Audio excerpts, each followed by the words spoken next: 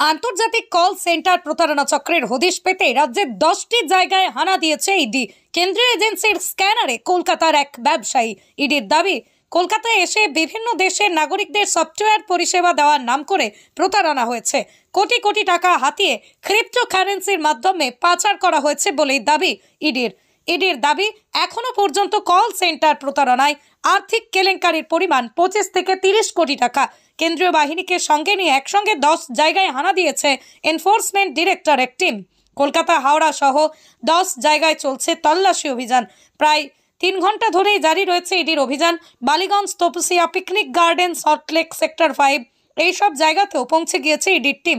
জানা গিয়েছে, সল্টলেক সেক্টর 5-এ রয়েছে এই কল সেন্টারের অফিস। রাজারহাট, নিউ টাউন, বাগুইআটিতেও চলছে ইডির তল্লাশি অভিযান। একাধিক নথি তথ্য উদ্ধার হয়েছে। কলকাতার এক ব্যবসায়ীর নাম উঠে এসেছে এই ঘটনায়। ইডি সূত্রে খবর, ব্যবসায়ীর নাম রাজেশ গোয়েঙ্কা।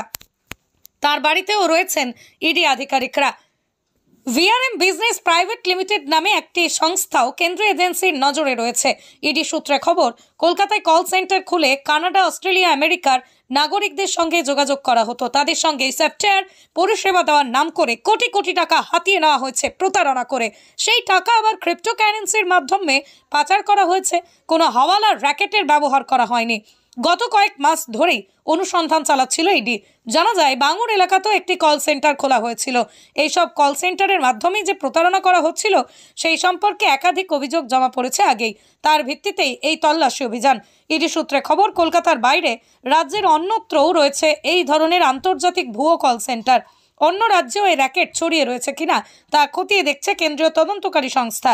তদন্তে ইডি আধিকারিকরা জানতে পেরেছেন যে এই আন্তর্জাতিক ভুয়ো কল সেন্টারের পিছনে রয়েছে একটি বড় র্যাকেট। তাদের কাজ ছিল বিদেশি নাগরিকদের সঙ্গে প্রতারণা করে কোটি টাকা হাতানো এবং তা ক্রিপ্টোকারেন্সির মাধ্যমে পাচার করা।